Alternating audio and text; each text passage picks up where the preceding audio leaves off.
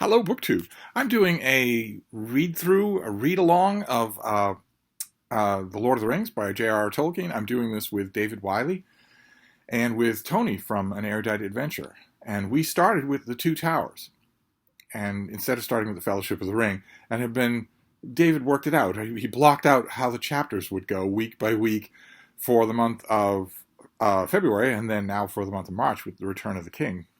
And I ignored that blocking and started immediately just talking about each individual chapter, a video on each individual chapter, reading you some stuff, talking about it a little, summarizing it a little, maybe questioning it a little. And it's been an enormous amount of fun. So much so that I'm pretty sure that I'm going to wrap around when I'm done and do this with the Fellowship of the Ring, just so that some enterprising soul down the line can make a playlist of the whole of it, if that's of any interest to people. I know that people have been emailing me and saying that it is of interest to them. Quite a few of you, of the more bloodthirsty among you, have said, yes, your discussions of Return of the King are all very well and good, but what I'm waiting for is your discussion of the appendices. Because quite a few of you know that I have a deep, molten, vitriolic hatred for Amazon's The Rings of Power. A deep, abiding hatred for its bitterness, its bigotry, its stupidity, its terrible storytelling, its hatred of Tolkien fans like me. And they had only those appendices to work with. They didn't have the book or the lore to work with outside of those appendices. And a number of you have already anticipated, you are getting close enough to the red meat so that you are anticipating that if I do a chunk by chunk read through of the appendices, it will mean copious rants about Rings of Power. I'm not 100% sure that that won't happen, but I am strongly considering when we're done with Return of the King, we're reading the last few chapters of Return of the King. I'm strongly considering that I will wrap around and do this for the Fellowship of the Ring, at least. But one of the emails that I got was a little disturbing. I wanted to share it with you. A person wrote in and said, well, it was a lot of very nice greeting stuff at the beginning of the email. I trust that the person, you will remain anonymous, so you won't need to worry. I have a feeling you would be in the majority. I have a horrible sinking feeling that you would be in the majority here anyway. But someone wrote to me and said, I am part.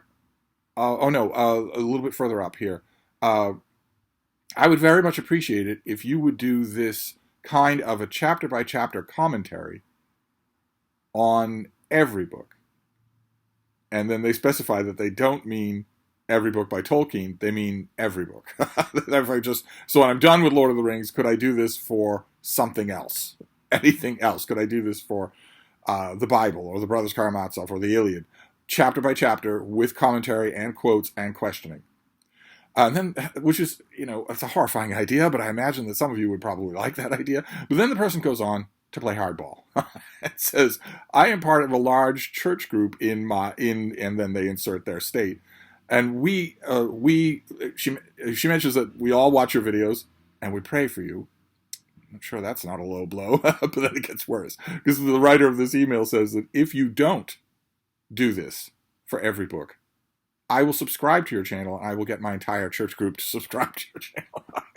Because you people know the way to threaten me, and it's not by unsubscribing. So, I don't know. That's a nice summer project. We could think about doing that. What would be your candidates? Obviously, we're not running afoul of Project Gutenberg or copyright law. I'm not reading you the whole of the book. This is definitely covered under fair use, so it can be anything.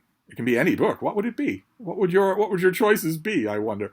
But anyway, we are in Return of the King, and we are we are slowly but surely on Hobbit feet walking our way towards the conclusion. We are now concentrating on Frodo the Hobbit, who is bearing the One Ring of Power to Mordor, to the heart of Mount Doom, or Roduin, in order to throw it into molten fire and destroy it. And he is accompanied by his servant Sam, and they are dogged the whole way by the creature Gollum, who had the ring for a long, long time. We meet Gollum as a villainous creature in The Hobbit.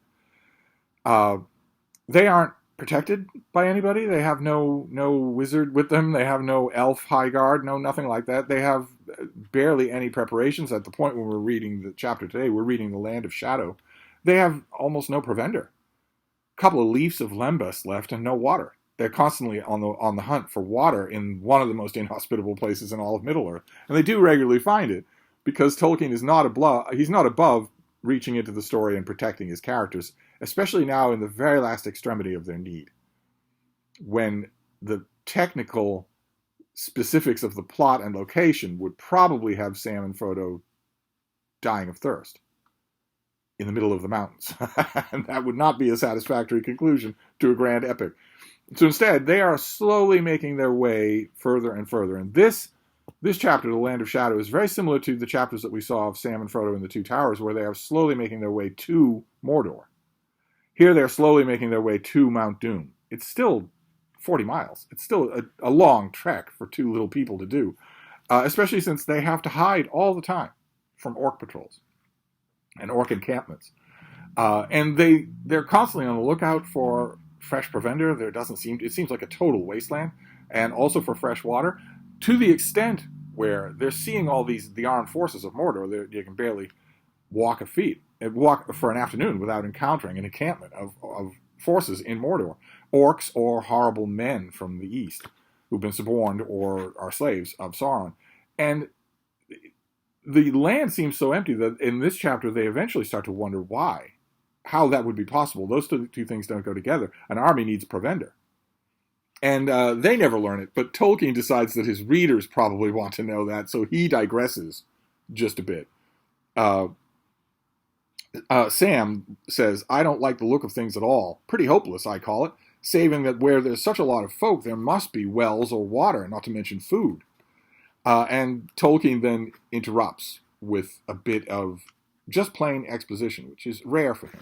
Usually his exposition comes from characters and is specifically pointed to what they need to know or are right that moment looking at. But not here. Here we get an invocation of something that we as a reader are never going to see. It's never going to enter into the story at all. Neither he nor Frodo knew anything of the great slave-worked fields away south in this wide realm, beyond the fumes of the mountain by the dark, sad waters of Lake Nurnen, nor the great roads that ran away east and south to tributary lands, from which soldiers of the Tower brought long wagon trains of goods and booty and fresh slaves. Here in the northward regions were the mines and forges and the musterings of long-planned war, and here the dark power, moving its armies like pieces on the board, was gathering them together. Its first moves, the first feelers of its strength, had been checked upon its western lines, southward and northward. For the moment it withdrew them and brought up new forces, massing them about Cirith Gogor as an avenging stroke. And if this had been its purpose to defend the mountain against all approach, it could scarcely have done more. So, Tolkien, he glances at, how Mordor is actually supplied. These creatures are not, these orcs that we're meeting are living soldiers. They're articulate. They talk and reason in the common tongue. They're not human, but they're not supernatural either. They need food and water. As foul as it is, it needs to come to them somehow. And that's not even talking about the vast numbers of humans that work for Sauron, voluntarily or not so. They all need provender as well, and this is Tolkien's little aside, almost a negligent aside as to how that happens. And then the bulk of the chapter is just Frodo and Sam, and distantly we overhear orcs saying that Gollum is also around. And Gollum stole the mithril shirt that Frodo was wearing when he set out from Rivendell, and apparently put it on himself. Sam and Frodo at one point hear two orcs talking. They're arguing, they're threatening to kill each other. They eventually do attack each other. These orcs just are not trustworthy soldiers at all. It seems increasingly unlikely to me as I reread this that Sauron would put any reliance on them at all. And apparently they report to the Nazgul, who are not just, super cool, heavy metal, ominously cloaked bad guys, but also, I guess, brigadiers who take troop reports and do paperwork or whatever with their gigantic clawed hands. This is really hard to hold a pen. But Sam and Frodo overhear two orcs saying that they saw this creature. They don't know what Gollum is, but one of them took a shot at him and knows that he hit him in the back, squarely in the back, with an arrow, and that it didn't hurt him at all. We're supposed to infer from that what the orcs don't know, which is that he's wearing the mithril shirt. It seems odd to me that if that's true, that Gollum would do that. It doesn't seem like the sort of thing that he would care to do or care about. But I guess the room is left open for the orc who thought about that shot hitting its home to be wrong. I don't know one way or another. But it's only hearsay like that that forms the slim amount of what happens in this chapter. This is another walking chapter that ends in an unusually dramatic way. Sam and Frodo are pretty much in the heart of the enemy. They're pretty much at the doorstep of the heart of the enemy, with armies marching everywhere of men and orcs. And they can't put on the ring. Frodo can't put on the one. If he put on the one ring, he would turn invisible. The orcs and the Easterlings would not be able to see him, but Sauron would sense him immediately. So he can't do it. So they can't hide. Instead, they've got to just do their best. And they are unbelievably lucky right from the beginning. Despite the fact that Frodo is captured and stripped and tortured, he and Sam are still unbelievably lucky.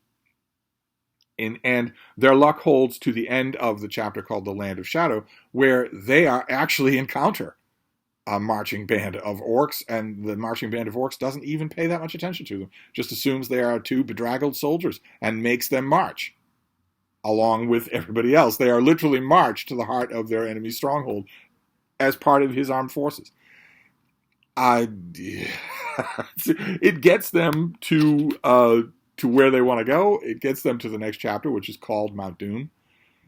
I think it's one of the least believable things in The Return of the King. It's not just that we get the strong impression from the orcs that we've overheard that all of them are on the lookout now for our halflings. All of them are on the lookout for strange beings in the heart of their land. They've all been warned about that.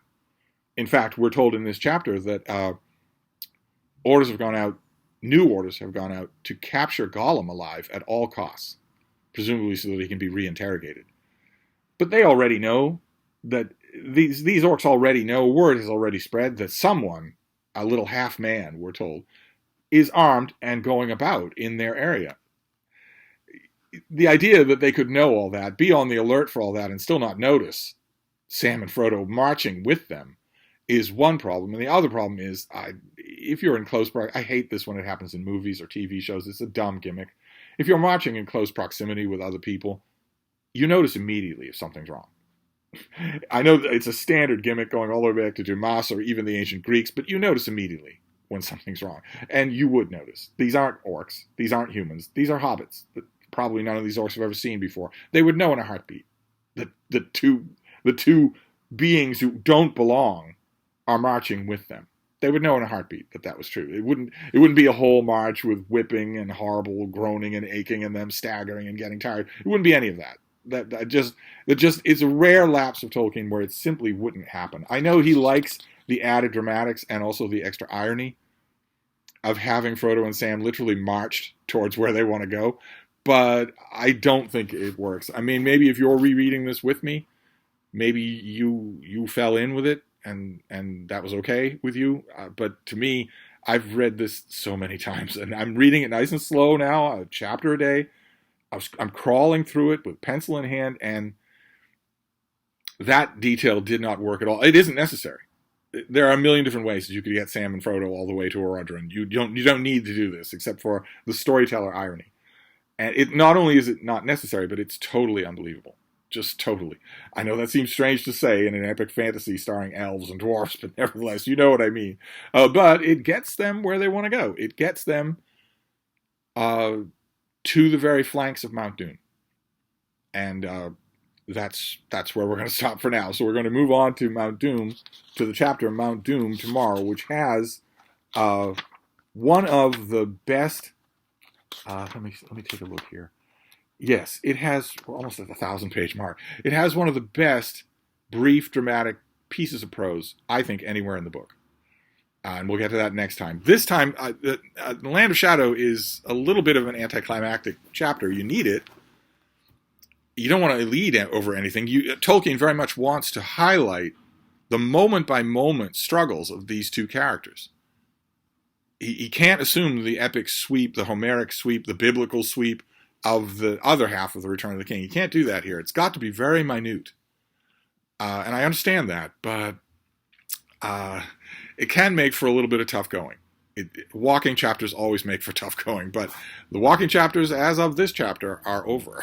So we'll move on to the next chapter next time, and I will see you then. Thank you, BookTube.